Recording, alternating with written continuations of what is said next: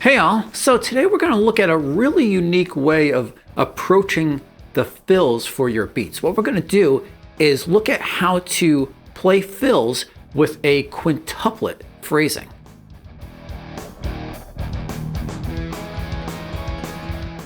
Now, I have talked about quintuplets a little bit in the past. If you haven't yet, I would recommend checking out one of those other videos, as it'll help you develop the feel needed for these exercises. You can find a link to that in the description below. In short though, similar to how a triplet has 3 strokes per quarter note, a quintuplet has 5 strokes per quarter note. This would actually really be considered 16th note quintuplets. That's subdivision that we're going to be working with. But since that's the standard subdivision that you usually see for quintuplets, over the course of this video, I'm just going to call them quintuplets. Okay, so let's go over the structure of these exercises today. So what we're going to do is everything's going to be a 2-measure phrasing in 4/4 time. The first measure and a half, or the first 6 beats, is all going to be just a basic drum beat that we're going to use to set up the phrasings to go into the fill later. Let me demonstrate for you real quick the drum beat I'm going to be using today.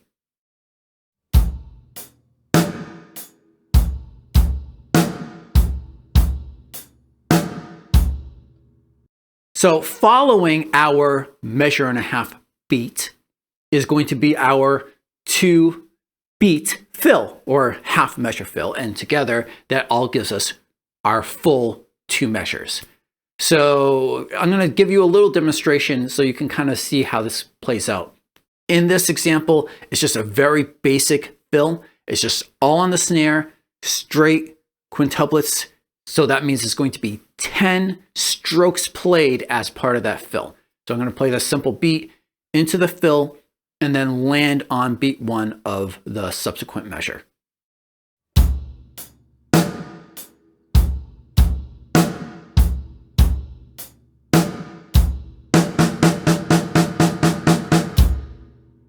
Okay, so now we can finally jump into the first set of exercises now that we know what we're dealing with.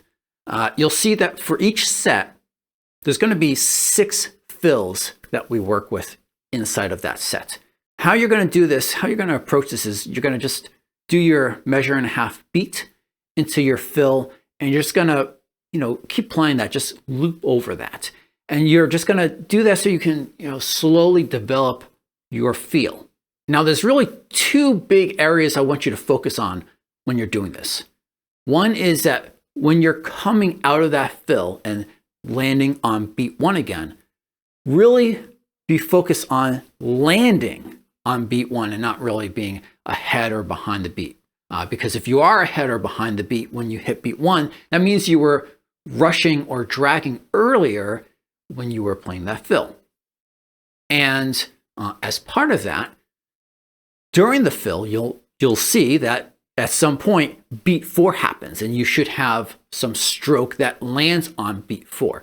And so you want to also make sure that you are landing on that beat 4. Actually doing this, ensuring that you're landing on beat 4 properly will mean that you'll be far more likely to come out of the fill and land on beat 1 if you landed on beat 4 correctly. So really focus on that. And as part of that, in order to know if you're actually landing on the beats correctly, you have to practice to a click track. You have to practice to a metronome. There's no way around it. Otherwise, you'll have no idea if you are actually rushing or dragging. So what tempo do we want to work at here? Generally on these things, I always say you got to slow it way down, because at a slow tempo is when you know if you have timing issues. So start at 50 beats per minute. Over time, you can build this up to 60 and then to 70, but start at 50. Once you have each of these fills you have a good sense of it, and you can really work through them, then you're going to do a little bit of a marathon. So what you're going to do is you're going to loop through each piece 4 times. So you're going to do your 2-measure phrasing of beat and fill from exercise 1. You're going to do that 4 times. Then you're going to do 2, 3, 4, 5, 6, but you're not going to stop in between. You're just going to play through each one 4 times through, all the way through, which is going to take quite some time, but it'll really help you kind of really get used to this feel of having to switch back and forth between eighths and quintuplets or 16th note quintuplets. Let me demonstrate for you this at 50 beats per minute.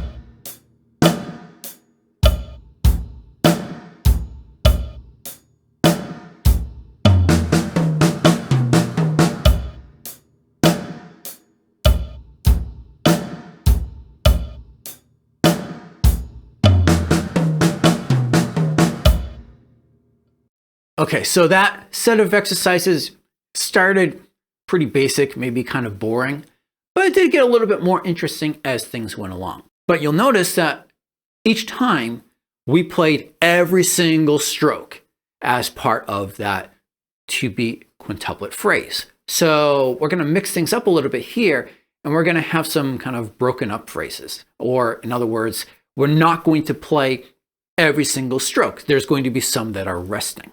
And this is really where you're going to have to focus on the feel, because since you're not playing every single one, you have to feel those notes you're not playing And some of those rests are going to be on the downbeat now. So you're really going to have to focus on that front. Let me demonstrate for you what the marathon will look like for this set at 60 beats per minute.